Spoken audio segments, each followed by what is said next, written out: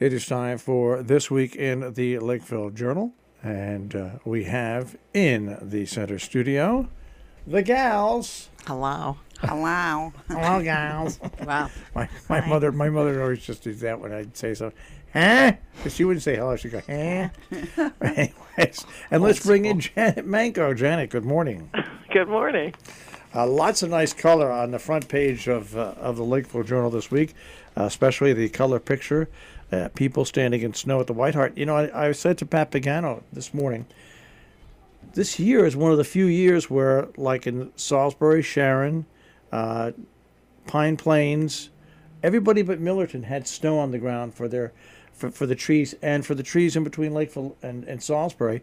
It's not often that we get snow on the ground while the trees are there. Right. My daughter keeps saying it's all going to melt by Christmas Day. She's expecting a 60-degree. Oh, it's going to be horrible. It's going to be gone by the end of the weekend, but there's another chance. But still, really, this is the first time I can remember in a long time where the trees actually look like the trees in snow, like they should. Right. And a beautiful photo by Ann Day. An exceptional evocation of a New England Christmas. It couldn't be more perfect. So thank you to Ann Day. Were your feet cold standing there? Norman Rockwell, where are you? I know. He wishes. My feet, I don't even know if they were cold. It was just so much fun and so beautiful. I can't remember if my feet were cold. It is an iconic place. It is an The iconic place best. to have a tree And the lighting cookies ceremony. were great. All right, let us move on to the left of that. And something that I can tell you, I know from the Sunday in the Country food drive, they served over 600 people for Thanksgiving with a full Thanksgiving dinner. And they have another 600 that they're putting out for Christmas. And it reflects the fact that food banks really are under the gun. Right. And so this is a story about the federal government has cut back on the food stamp program, which is called SNAP. And they chose to do it between Thanksgiving and Christmas, which is stunning. And of course, Stunning, really? Not from this guy.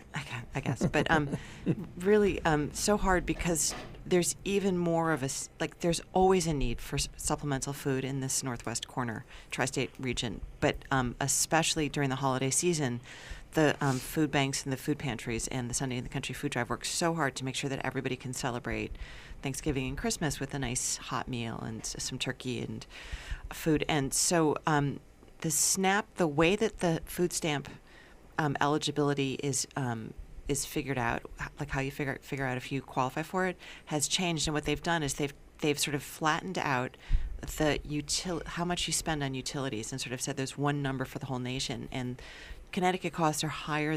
We're the third highest energy costs in the country. So a lot of people who are just struggling to get by, and most of whom who still do have jobs and are working, are now going to be taken off food stamps. Chris Murphy, our U.S. Senator, estimates 45% of people in Connecticut who are on it are going to lose it. And those people now, the food bankers are saying, we're here to support those people, but it's going to be a big increase of at minimum 10%. So if you're feeding 600 people, then you have 660. So definitely at this time of year, do think about giving food or donations to the food pantries, the food banks. You can find your social services person through our Towns and Villages supplement, which is online, and maybe we hope you all saved your copies, or go to your town's website, or also we have contact information for Fishes and Loaves. That happens to be the one that we interviewed, but Sunday in the Country Food Drive has their website. I think it's called sundayinthecountry.org.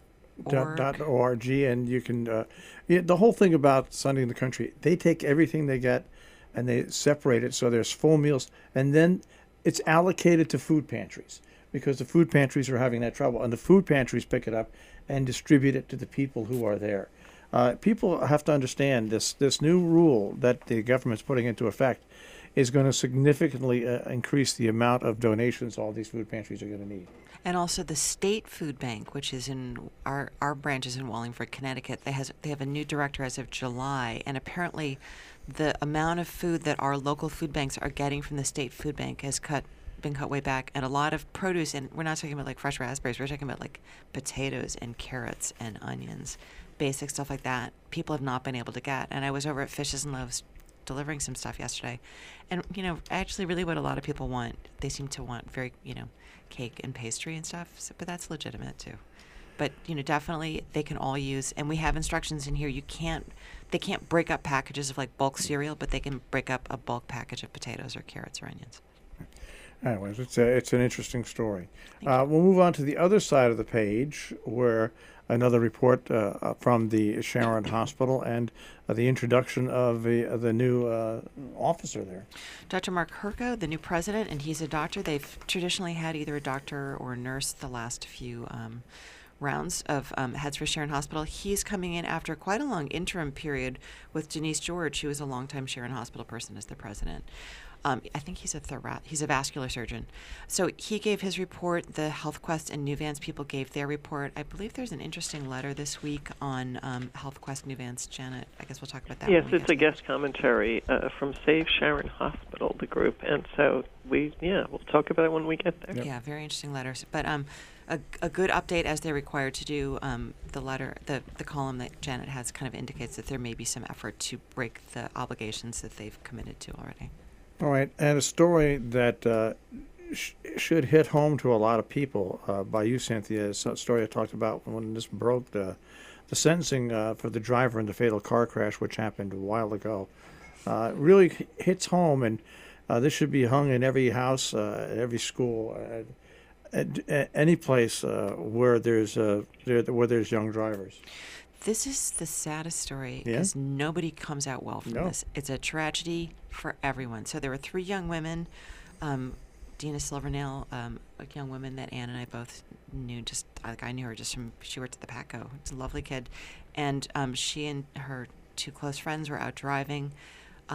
Too much alcohol, too much silliness and giddiness, flying down that back road in Kent near Skiff Mountain Road. A head-on crash with a former teacher at Marvelwood, lovely guy who's been basically injured for life, and Angela Brazile, the 3rd child in that car, and the child in her 20s. That's got to mess with your head for the rest of your life. And so Shelby Roger has just pled nolo contendere, which is, I believe, and I don't know this, but I believe that there's some civil suits that are related to this, and the plea of nolo contendere is intended to not interfere with those civil suits. And so she's being sentenced in March. She is out on $250,000 bail right now, bond, and they're recommending 15 years with 5 years served. It's a very, very sad story. We'll move over to Nature's Notebook with Tim Abbott. A particularly poetic and beautiful Tim Abbott column, who often writes beautiful columns, but this one is about being out at night and looking at the night sky and being with family. And it's hard to describe. You just have to read it. It's very poetic. And don't miss Sam Foley's beautiful story on Pearl Harbor, which was December 7th. And they had we always used to celebrate. We used to commemorate Pearl Harbor in this area because Izzy Tatiello had been on a ship in Hawaii on the day of the attacks and had these vivid stories about it. And he passed away, I think last year, April 23rd, this year on April 23rd, and they had a ceremony in Torrington and in North Canaan honoring his memory and also all the lives lost in Pearl Harbor on that day. And it's interesting. There was just a story, I mentioned this earlier in the week, the last survivor, living survivor of Pearl Harbor. He wants to be interned with his shipmates, and the Department of Defense is going to allow it. That's nice. Is going to allow it. It's a day that people should never forget in this country, and this is the way you remember it, by bringing it up. Nice story inside, though. The injured hawk is on the mend. That's the best story ever. Yeah. The photos alone. Sonny Kellner is great over at Audubon, and took a picture of the hawk after it was found and rescued in West Cornwall near the bridge, and how it looks now. And it's just such an interesting, quirky-looking little bird. And it's, you never want to give human characteristics to an animal, but it just does look like it's a very funny, entertaining little bird. So we're happy to know, because when it was first brought in, it was touch and go. They didn't know if it would survive, but it seems to be doing okay. And I'd like to quickly point out on the Jump page, I always feel badly when there's a single obituary on an extra page, and we had just a late obit, and it pushed one of the obits off. And I just want to say we generally do it alphabetically, like the person who ends up on the extra page is usually the person whose name is alphabetically last. Sometimes it's a space thing. It has to be the one that fits, but we mean no disrespect to anybody. All right, and great picture of the bobcat. It is a good picture, right? Bob Tomasetti. a bobcat in November, but it was such a good picture on Wells Hill in Salisbury, and definitely not a mountain lion. And once again, on page A3, color pictures. You've got pictures. You're in Salisbury. You're in Lime Rock, Twin Lakes. I mean, Roving reporter Ann Day, the best pictures ever. Ann Day, who loves children. And Thank takes you. pictures.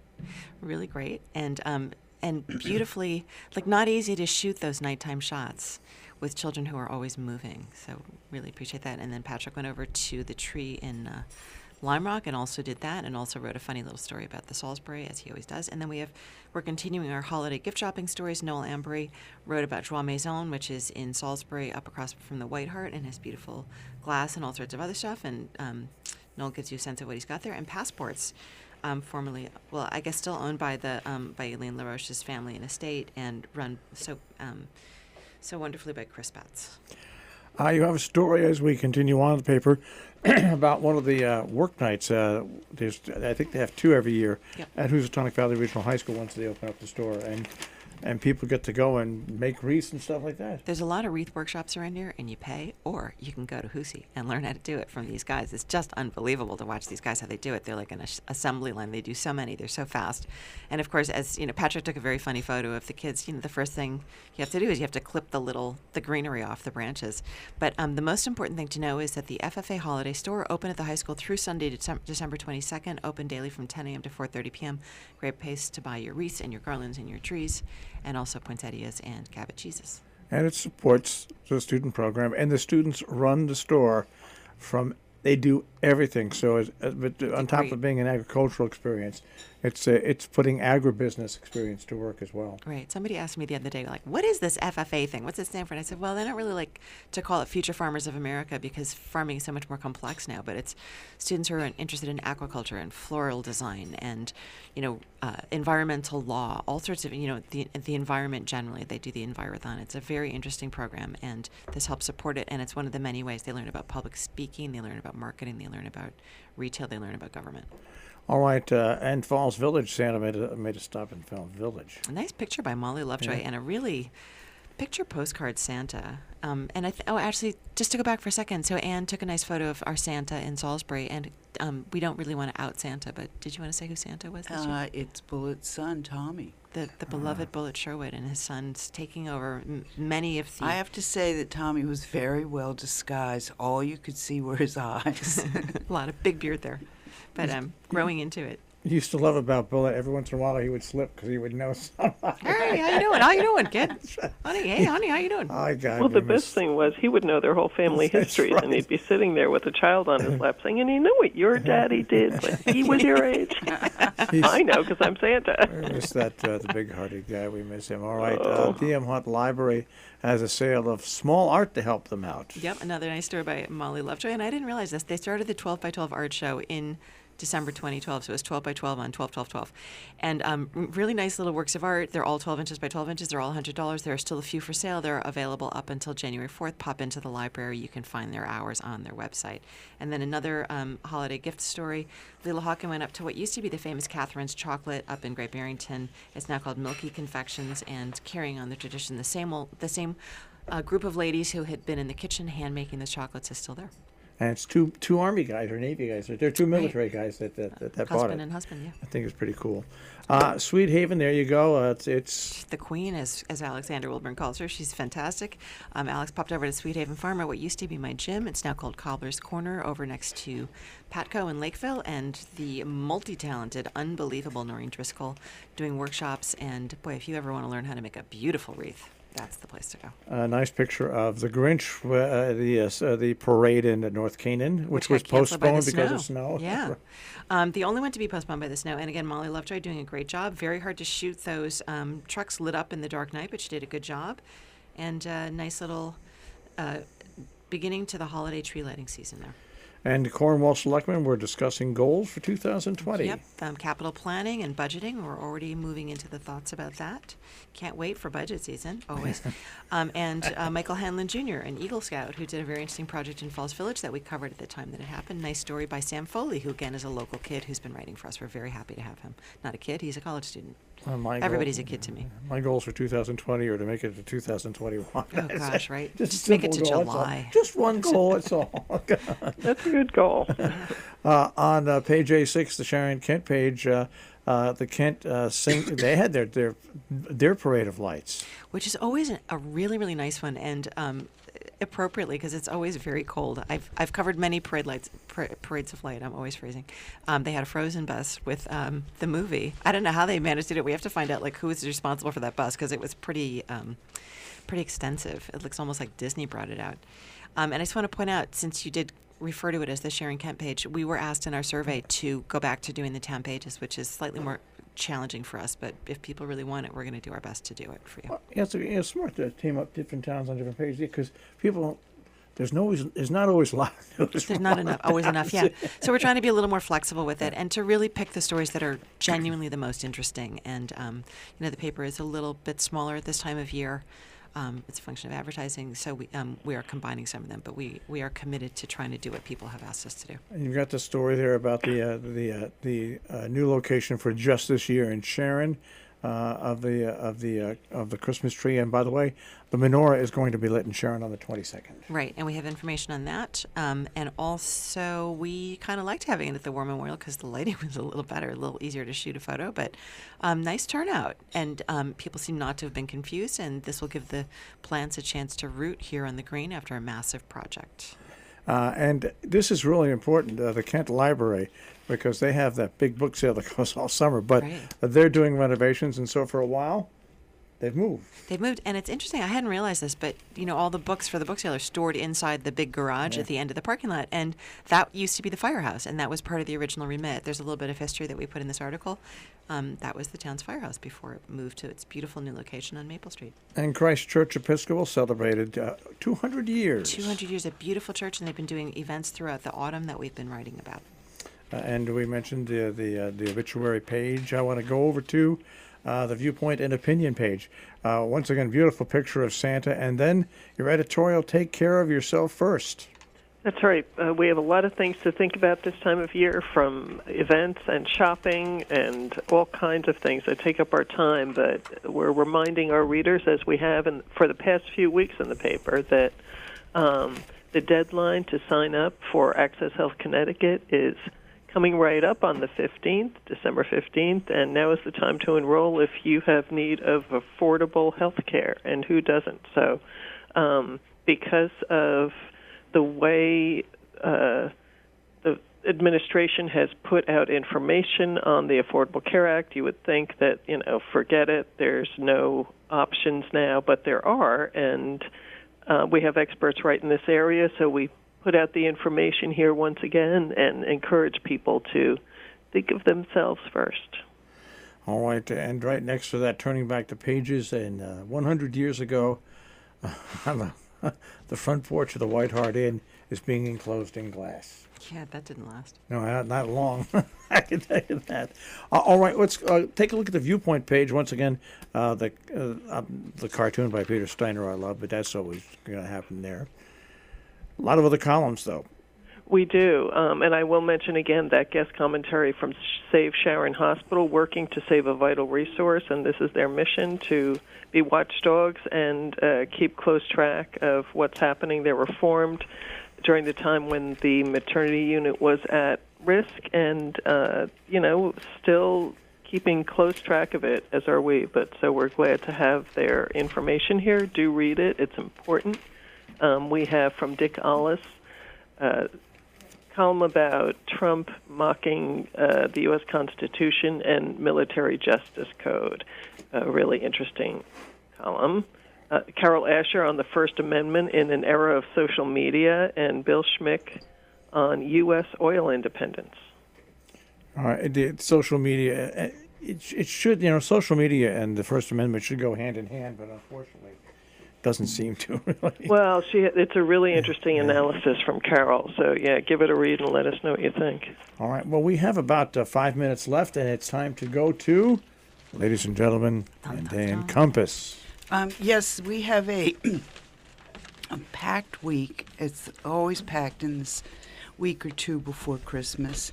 there's a fabulous show that just is opening this weekend at the Academy Building, but it's called The Wonders of Winter, and it's to celebrate Salisbury Winter Sports Association.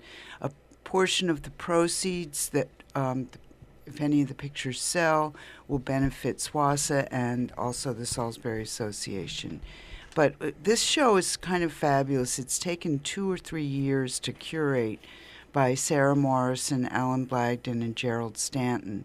And it has more than 30 artists represented, and it's in 6 locations. It's in the Academy Building, Johnny Cake Books, Neo Restaurant, Sotheby's, Sweet Williams, and the White Hart. Is that 6? It might be 7. But it's all over town. I just saw the work that's hanging at Sweet Williams, and it's really nice. And the artists are 21 of them are from Connecticut, but there's artists from all over the world represented in this. And every picture, the theme of the show is skiing. So every picture has something to do with skiing or winter sports. And the cover picture is a version of a cover that Arthur Getz did for the New Yorker.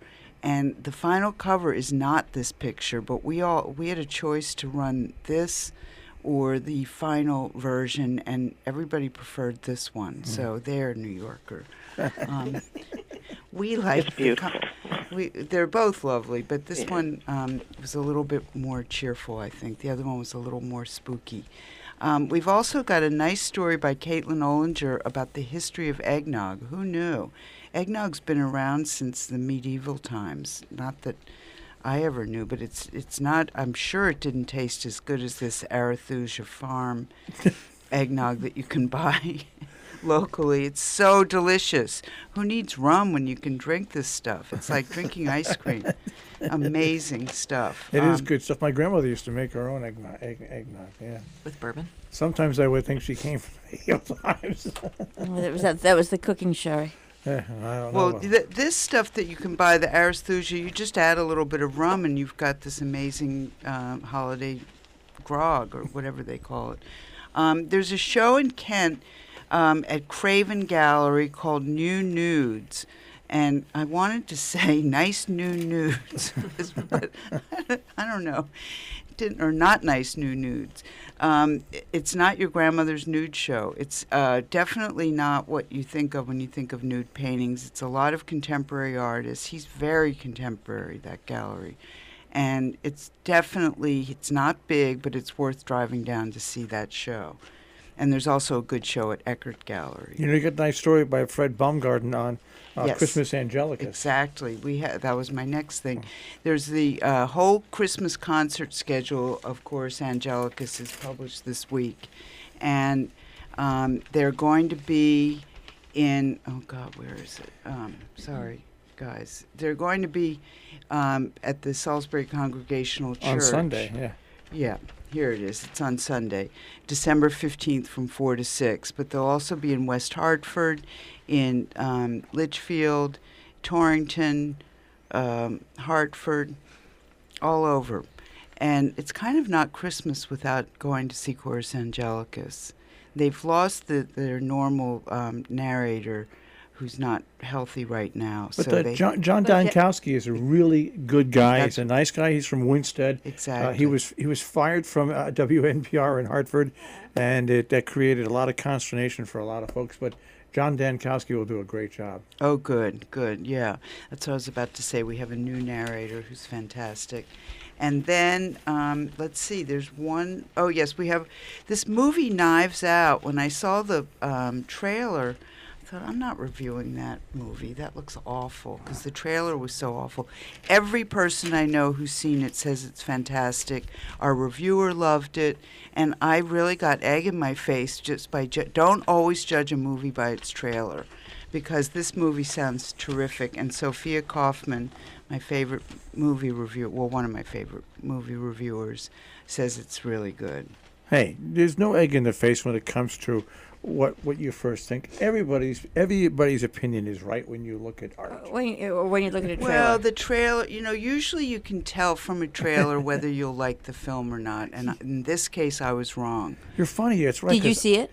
I haven't seen it, but Wait, just wait. Just wait, maybe you won't like Maybe it. you won't like it. You have to like campy murder mysteries. I It's mean, very campy. that just I don't know. I don't know. From reading all of these reviews and talking to people I respect, like Cynthia Hochschwender and Sophia, I have a feeling I will like it. But fun. we'll see. I'll go tonight, maybe. I always do the hit the trailer thing on the movies on Prime and stuff like that, and I can tell within 5 seconds whether I want to see the movie. I can tell within 5 seconds, and I've never been disappointed. Right, but you also have been hauled off to movies that you didn't think you wanted to see and that you ended up enjoying. Yes, that's true. So this is one of those. I usually, when I see a trailer and I don't like it and I go anyway, I have let's just say return regret.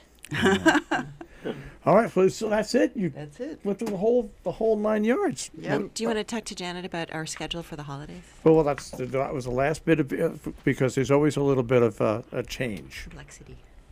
Right. We do have a shutdown week at the end of the year, and so we'll be closed from Monday, December 23rd to December 27th, and then reopen Monday, December 30th, and then be closed for New Year's Day on January 1st. Well, this means we won't have that last issue of the year. We do a double issue on the 19th for the 19th and the 26th, and that will be on the stands until January 2nd when we do have issue coming out. And we have all of this in the paper in our early deadline ad. So anyone who would like to send letters to the editor or briefs, those should be sent already, by the way, or ads, by all means, give that a read, and you'll see what all the deadlines are around these schedules. All right, and we'll speak to you guys next week. Thank you so Thank much. you. Thank you. Shop locally. All right. That is this week's edition of This Week in the Lakeville Journal here on Robin Hood Radio. You can find the Lakeville Journal, of course, not only on your newsstands or home delivery, but at tricornernews.com and also on Facebook and Instagram.